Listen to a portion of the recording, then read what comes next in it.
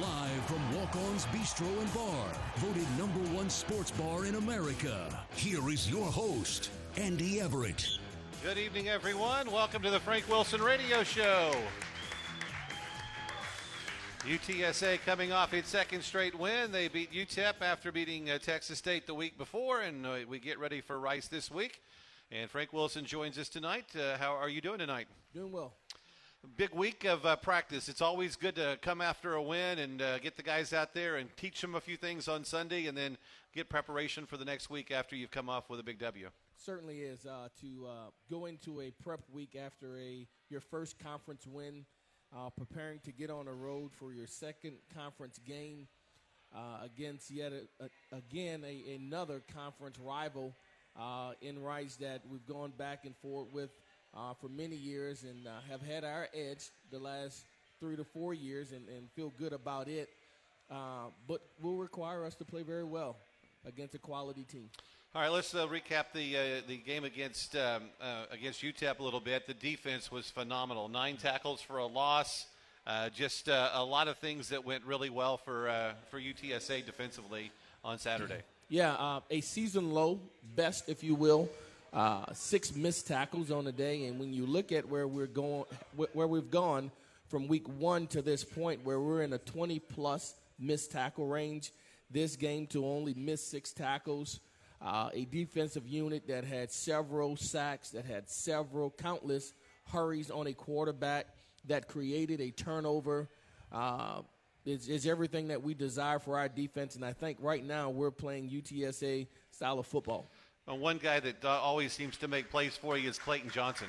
And he got another pick, and then he got the one to knock the ball down at the end to kind of save the day there at the end of the game as well. As well as several tackles.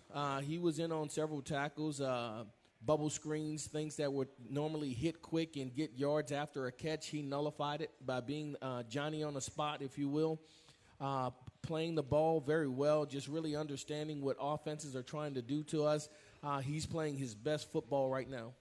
On the offensive side, the passing game maybe had its best game, and it was kind of as necessary because UTEP was daring you to do it. And we're seeing the evolution of Cordell and his receivers and working in the tight ends and even one pass to Jalen and in one play. So we're starting to see the passing game develop a little bit, aren't we? It is. 6 different receivers were targeted in the game as he distributed amongst our offense, whether it was a fullback, a tight end for a touchdown, a tailback for a pass. Tyke Kellogg, Greg Campbell, Kirk Johnson just really moved the ball around extremely well to keep a defensive unit out of balance. I thought he did a really good job of doing that, throwing 2, rushing for another, orchestrating a 2-minute drill in the second quarter to go down and get points. We had 1 minute left, 2 timeouts to go the length of the field and to score. And then at the back end of the game to put us in position to get points yet again by running a 4-minute drill, by being conscientious, having a run, staying in bounds, letting the clock wind down, calling timeout when need be, and then getting a kicking unit on the game into the game to get 3 points to extend the lead to 9 from 6. All of those things are sometimes go unnoticed. But his ability to manage the game and put us in position to be successful has been outstanding. I would say last week was his very best game so far. And Cordell got that big run. I thought he had the first down. Yeah. Didn't we all? So finally got a chance to see it on film, and in every angle he was clearly 3 yards beyond it. I didn't turn it in to the Officials Association or complain about it, but he was clearly 3 yards ahead of it. Yeah, Jay and I in the booth and Pat on the sidelines, we're like, what are they looking at here? Yeah. And so I told you, I asked what was the deal there, and they said, we reviewed it. And I said, can they review it again? He said, well, we've reviewed it twice, but if we review it again, it'll cost you a timeout. And so we were fortunate that we were able to still get points in spite of. When we interview defensive players during practice or after practices or after games, they like the fact that the game is in their hands at the end of the game. It was against Texas State when they got the sack, and it was again with the deflection against Metz, and then the stop at the end on the sack with Kevin Strong. Yeah, that's a good thing that they feel that way. Ideal if the offense get the ball, you'd like to finish it with the ball or the destination of the game in our hand. And in our hand, meaning the offense have the ball, not the opponent, with opportunity to go down and score. But that speaks volumes of the type of young men we have on that defensive unit that has a never-say-die spirit, a bend-but-not-break mentality that put the onus on us. We'll prevail. We talked with Josh Dunlop in our postgame show the other night, and he said, well, I've played right guard, right tackle, left guard, left tackle. I hope they don't make me play center because I'll do it if I have to. But nonetheless, he's been great, hasn't he? He's played his best game. Josh was outstanding. Down there in the trenches, it can get pretty volatile. And so he's had to play inside, outside, right, and left. As we talked about earlier, he'll draw the card of being the starting right tackle this game with Jalen Gilmore being down, out for the year, unfortunately, with his injury. So he'll get tested once again. But he's done it before. He's played left tackle. He's played right tackle. And he's done a very good job when we've asked him to do so. When we had the signing date last year, you talked about getting Spencer Burford. How would you grade him after 5 games? Outstanding for a true freshman. Still have some learning curves to go through. Violent, powerful, extremely athletic, but he's still growing. He's still in his evolution and still making strides to get. He's not ready-made. He's not finished just yet, but he's a very talented young man for us. All right, Frank Wilson Show out here at Walk-Ons. We have a very special guest that's going to join us for the next half hour or so. That's Dr. Taylor Eighmy, the president of UTSA. We'll visit with him for a while. Methodist Healthcare is the official hometown healthcare provider of UTSA athletics and San Antonio's most preferred health system for all your healthcare needs. Go Roadrunners. We'll visit with Dr. Eighmy next as the Frank Wilson Radio Show rolls on from Walk-Ons and from Learfield.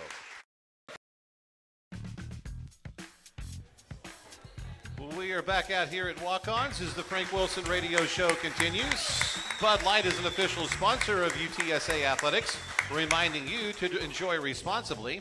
And Walk-Ons is voted the #1 sports bar in America. Join us before, during, or after all the games.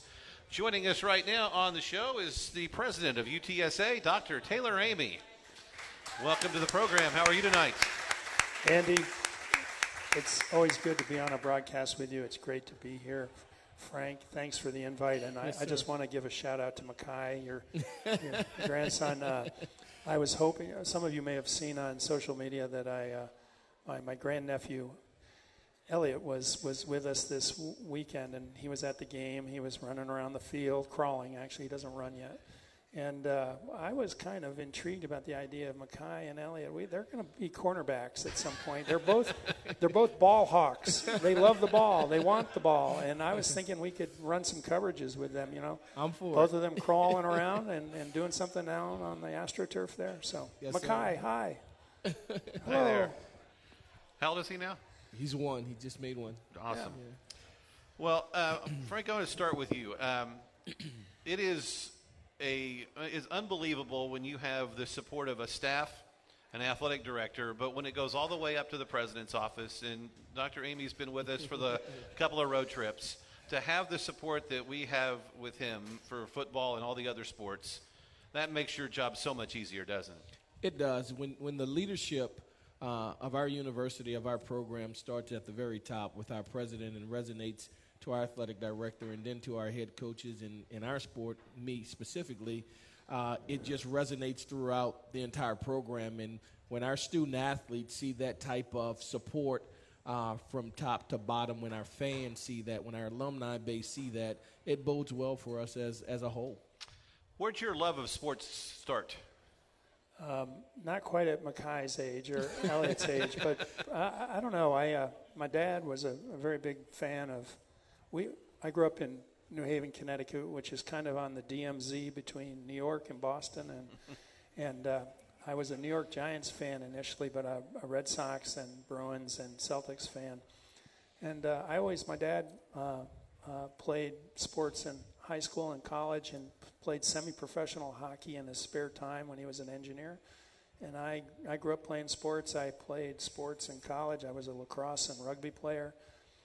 Don't ask why. And it was way before they invented the term student athlete. I just did it, and it was meaningful for me. I I enjoyed the regimen and the focus of sports at the same time I was trying to be a serious student.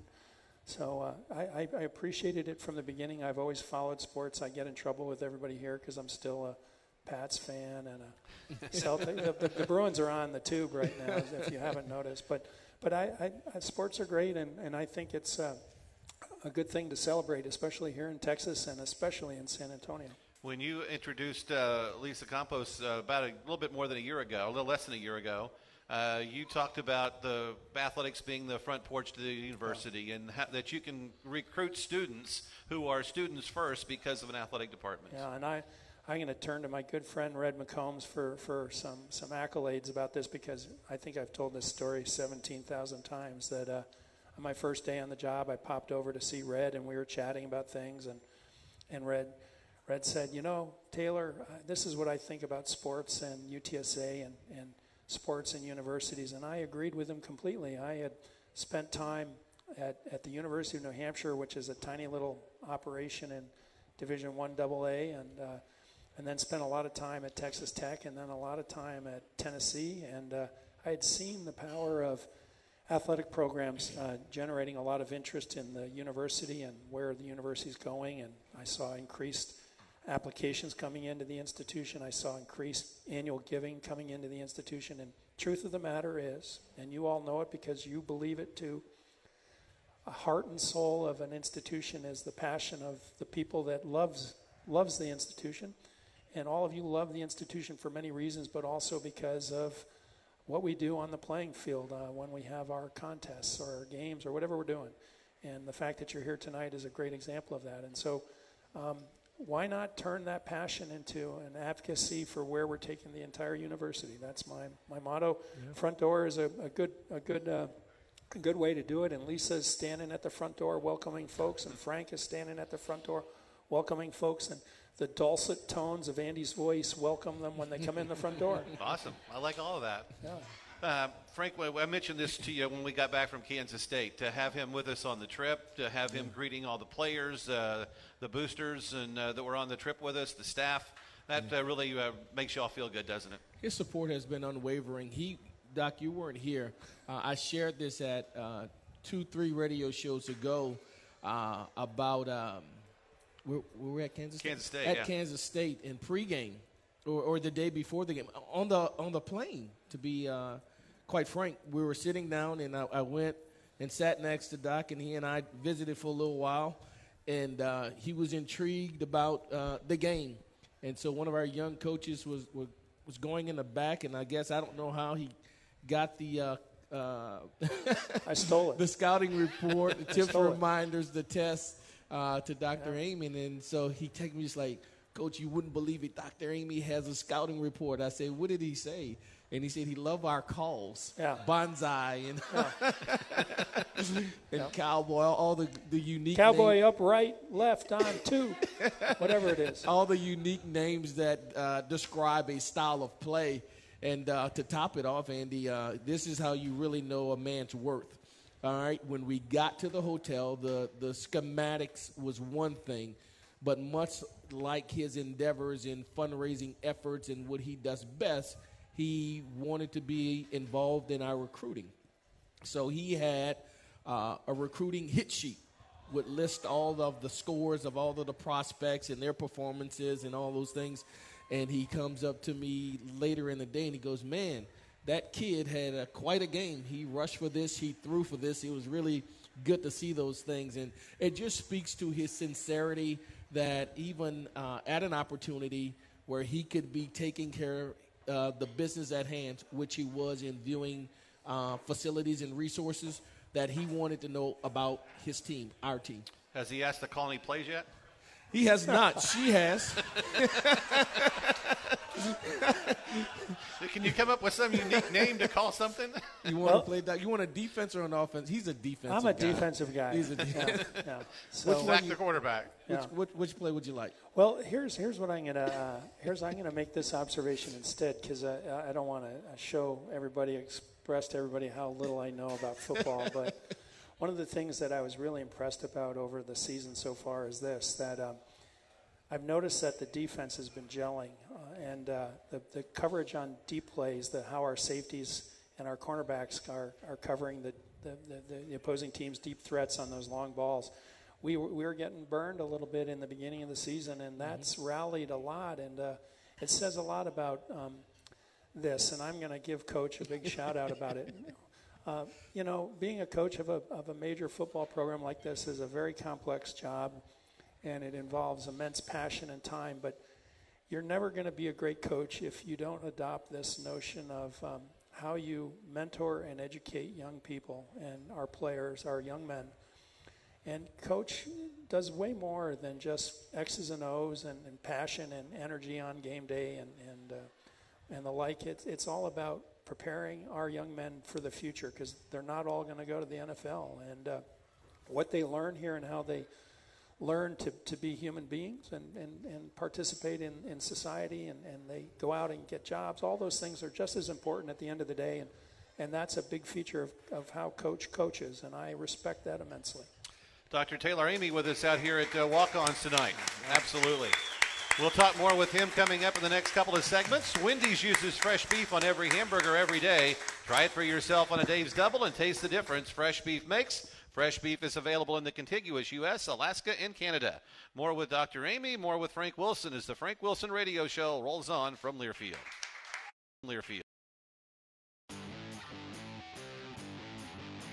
The Enchanted Rock Vodka and Rebecca Creek Whiskey are proud sponsors of the Roadrunners Sports Network. Raise your glass to the UTSA Roadrunners.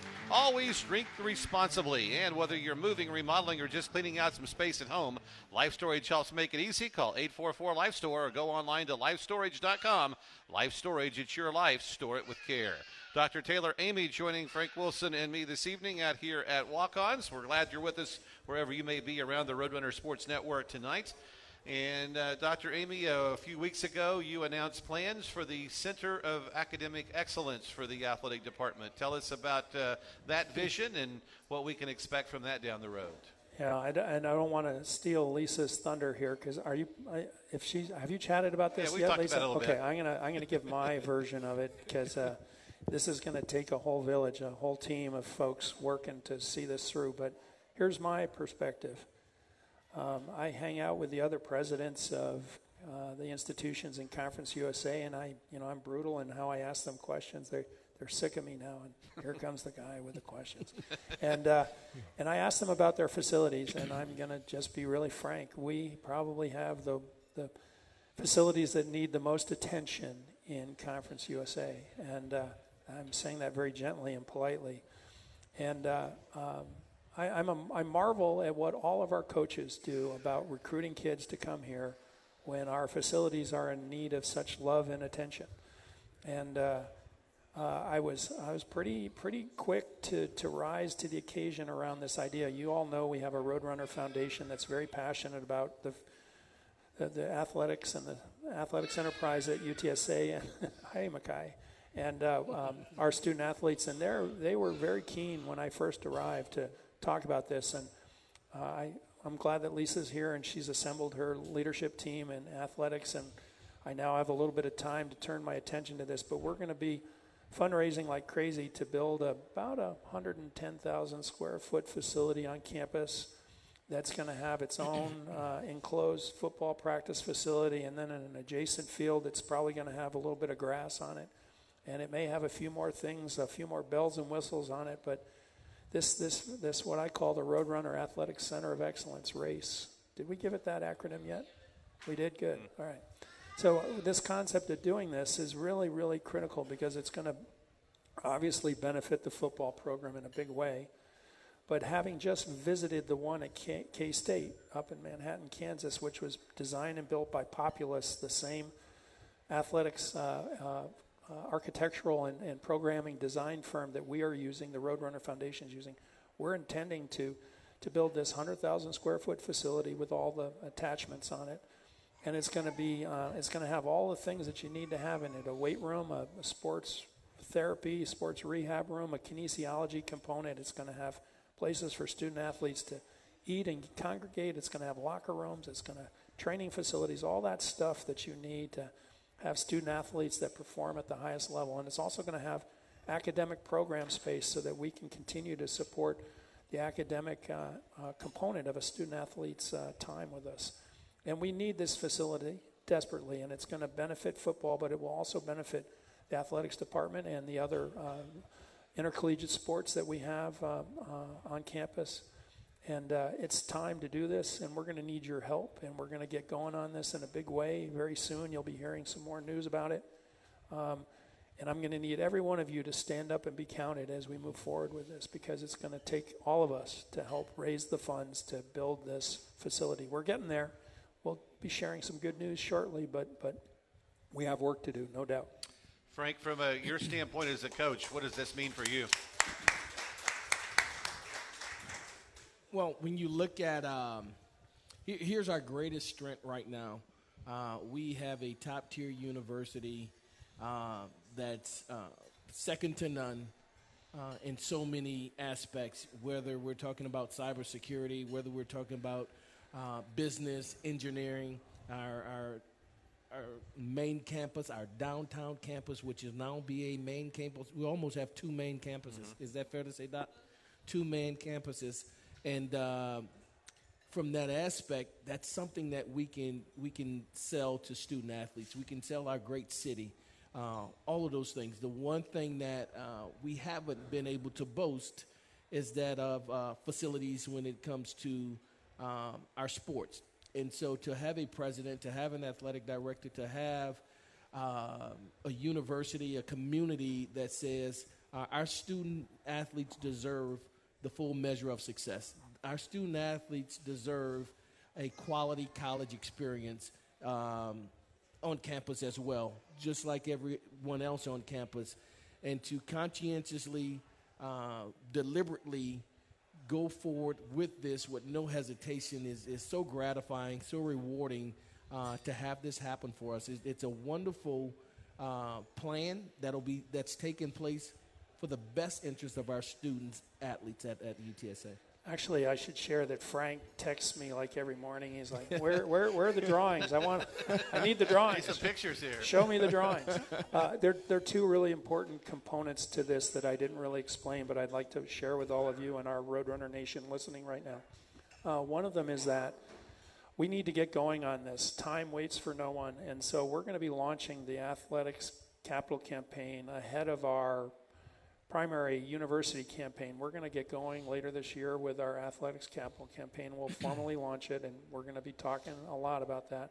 But it's going to precede the launch of our University Capital Campaign next year. You all know what next year is. It's our 50th birthday, so we're going to have a big birthday party, and then we're going to have a launch of this very important capital campaign that's going to take us forward into the next 10 years.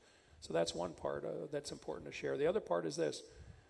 We have right now a campus master planning process underway that's paying attention to our downtown campus, our Park West campus, and our main campus.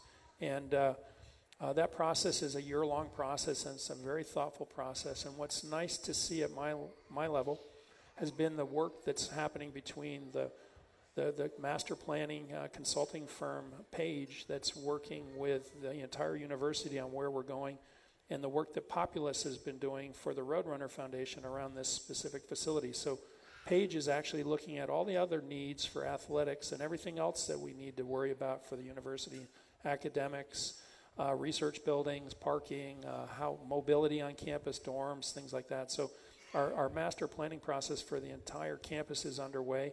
But the part that's already been looked at for athletics, for all the other programs that Lisa manages in concert with her staff and all the coaches, we've got all that figured out too. So we have a path forward for athletics, but we have a path forward that's going to be accelerated for this facility that I just described a few minutes ago. We'll talk more with Dr. Eimy in just a bit. Texas Farm Bureau insurance members get 2 free tickets to Roadrunner football games when you show proof of membership at the ticket office. Visit texasfarmbureau.org/sports to learn more. More with President Eimy and Frank Wilson as we roll on from walk-ons and from Learfield.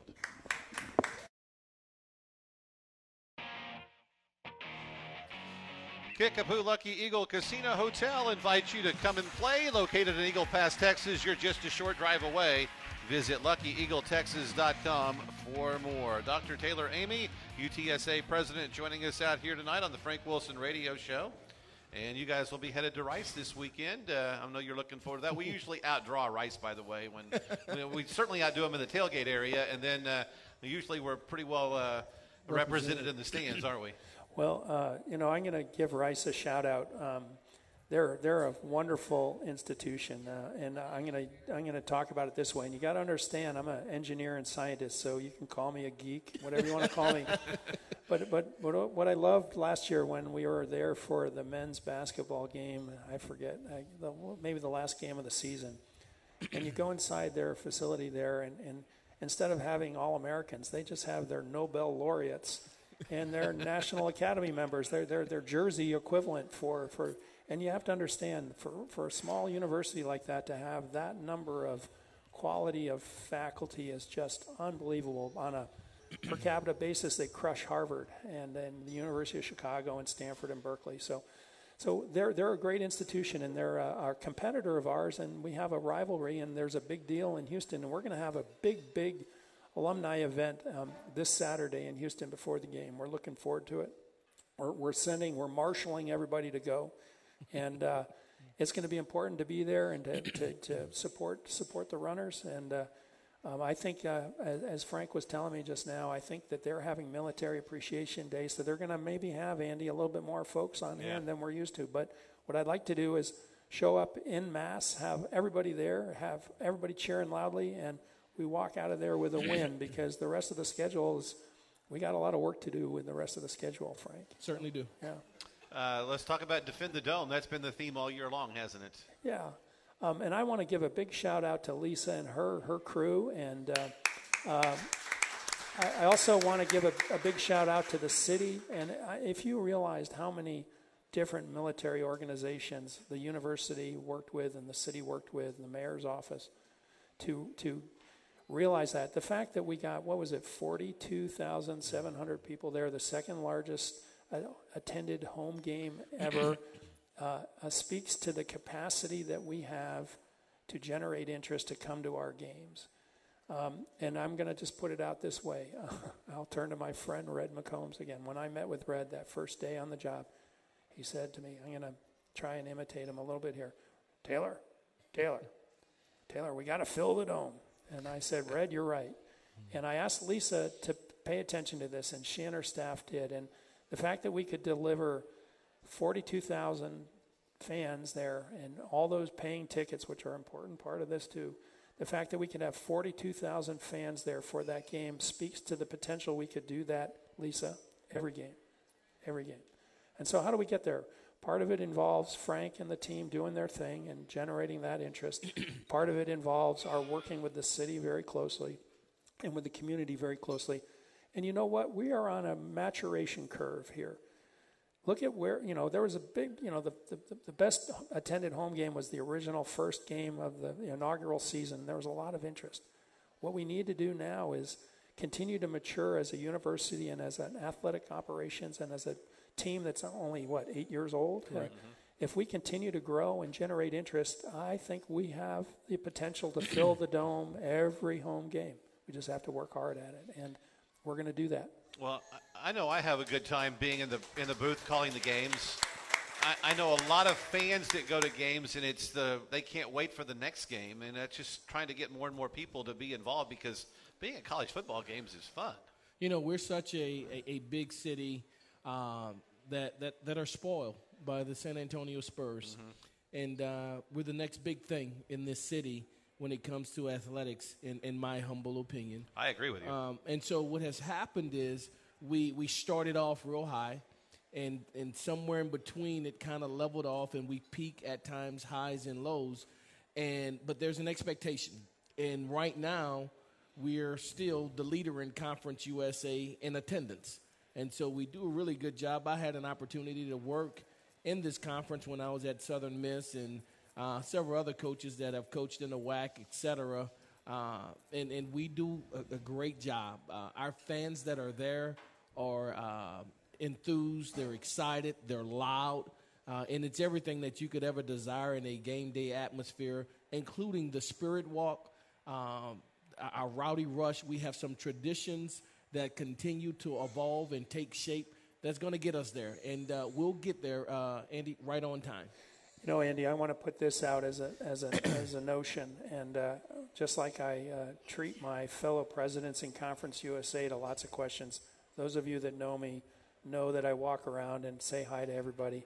So when I'm downtown and I talk to people who are wearing Roadrunner gear, you know what I'm finding? More and more people are wearing it because they're proud of what we're doing. They're not alums, but they're wearing our gear. That is the sign of this maturation process about the community falling in love with Roadrunner Nation. We are getting there. And it takes a few wins, but we're headed there. But we're headed there. Got two, Doc. We're on our way for three. Here's the thing. When you see it in the airport, when you see it on the interstate, at Walmart, on the interstate, it's become more and more normal. There's normalcy in UTSA, and seeing our signage, our brand that's being marketed not only in our city, but throughout our state and in this region as well. Dr. Eimy, thanks so much for spending time with us tonight. We really appreciate you being out here, and I know Roadrunner Nation is very excited about the future. Andy, thank you. It's always a pleasure. You run a wonderful operation here, and it's great to listen to you. And Frank, thanks for the invite. Invite me back whenever you want. You're always welcome. I want to say thank you to everybody who's here. It's a great crowd. And Lisa, thank you for all that you're doing with your team. And let's get a W on Saturday, and let's do that by playing well and being the best darn fan base in Texas. Let's do that. All right. Yes, sir. Dr. Taylor Eimy with us. We'll talk about Rice, a couple of short segments coming up to wrap things up in just a bit. It's the Frank Wilson Radio Show from Learfield. These uses fresh beef on every hamburger every day. Try it for yourself on a Dave's Double and taste the difference fresh beef makes. Fresh beef's available in the contiguous U.S., Alaska, and Canada. All right, let's talk about Rice, and what do the Owls challenge us with on Saturday? You know, they're very similar to Stanford, where their head coach came from. You know, he brought several of his assistants from Stanford with him there, and so their motto, if you will, is something like intellectually physical or dominant or whatever. And I respect that. It is a high academic school, and I guess he's trying to impose his personality from a physicality standpoint. With that being said, they're a run-oriented team that will give you various personnel groupings with the intention on changing the line of scrimmage from the big men up front. They do a solid job with their offensive line. They have two backs that are quality backs, one that complement each other very well. One's bigger than the other. 33, he's a 6-footer, 230 pounds. Another two who's been there for quite some time. In the past, they just used him as a perimeter guy. Now he's more involved in their offense. And to be quite frank, he is the national leader in all-purpose yards. And so a very productive offense, two receivers that can go downfield and make plays as well. Defensively, their secondary is their strength. They're pretty stout up front from a defensive line aspect as well. I remember in the past they would run on the same play out of a ton of different formations. That's always a challenge, isn't it? Yeah, they're not quite that now. They're a gap team, which means they run power. They run pin and pull. They're a zone-oriented team that'll give it to you full flow. They'll divide zone as well, mid-zone, outside zone, tight zone. And so a plethora of things from a schematic standpoint that tries to capture a defense, engulf a defense with their mass. They're 300 plus across all of their offensive linemen. So they're big guys. They actually start a freshman at the left tackle position who's very talented. So he's done a really good job of trying to impose his personality on their program. How big is this of a game from a recruiting standpoint? Because I know you both teams go after some of the same players. Yeah, and we have a ton of players from the city of Houston on our team. A ton of students, too. Yeah, on our campus, and so it's big for us. We compete with Rice in the classroom. We compete with Rice in the football arena as well. You are exactly right. A lot of players on our team. One of our our backs, Brendan Brady, as you know, was committed to Rice for quite some time, and we stayed persistent with him. Kelechi Wachuku, who was considering Rice, guys who are excellent in the classroom but are quality and excellent on the football field. We were able to convey to them and their parents that we were the university of choice, and so we're very fortunate to get them. We'll continue to have that. I think this game is a big one for us. It's the biggest of the year because it's the next one. It's our second conference game. It'll give us an opportunity to have our first on-the-road conference win against an opponent who's seeking to get their first one. I think they're hungry, and based on from what I've read, they believe this is the game that they can get it. We got to prove them wrong, right? We believe differently. Yeah. All right. One more segment to go with Frank Wilson out here at Walk-Ons. Health Texas Medical Group is about your overall well-being, not just your health. Our commitment to you is outstanding care, every patient, every time. Keys to the Rice game coming up. It's on the Frank Wilson Show from Learfield. Texas Farm Bureau Insurance members get 2 free tickets to Roadrunner football games when you show proof of membership at the ticket office. Visit texasfarmbureau.org/sports to learn more. Frank Wilson Radio Show presented by Methodist Healthcare continues from out here at Walk-Ons. How do we beat Rice on Saturday? What are some of the keys? I think we continue to build on what we've done so far. Each game we've used that model, looking at the things that we did not do very well, identifying them, correcting them so they don't reoccur to us yet again, and it's allowed us to take steps forward. I think we continue that method, very specific and conscientious about game plan, but also very much about us in doing the things that we need to do well from a assignment, alignment, discipline standpoint, meaning penalties are limited, taking care of the football, being smart in our approach to the game, down and distance awareness for our football team and the things that we need to do. And I think if we do those things and we're able to tackle well like we've been doing and stop the run, I think we have an opportunity to show well. One more shout out for Dr. Eighmy. Great to have him out here tonight. So wonderful to have the leadership of your university to come and sit in on a radio show. He's a busy man, and to take time out of his schedule to be here to endorse our athletics, our football program. We're certainly honored to have him and to share the stage and to even forfeit the stage for him tonight to be able to talk to our fan base, to our alumnus, to Roadrunner Nation, to our city about all the plans that we have in place for our athletic program, for our football program. Is certainly humbling. Thanks so much. We'll look forward to Saturday. Thanks so much for having me. Birds up. Birds up, everyone. The game on Saturday, we get underway with the Credit Human pregame show at 4. We'll be on the Bull on this Saturday, 92.5 and 93.3 on the iHeart app and at GoUTSA.com. Our thanks to Dr. Eighmy, to Frank Wilson, to all of you for being here, and all of you out there listening. See you Saturday from Rice. Have a great evening, everyone. The Frank Wilson Radio Show from Learfield.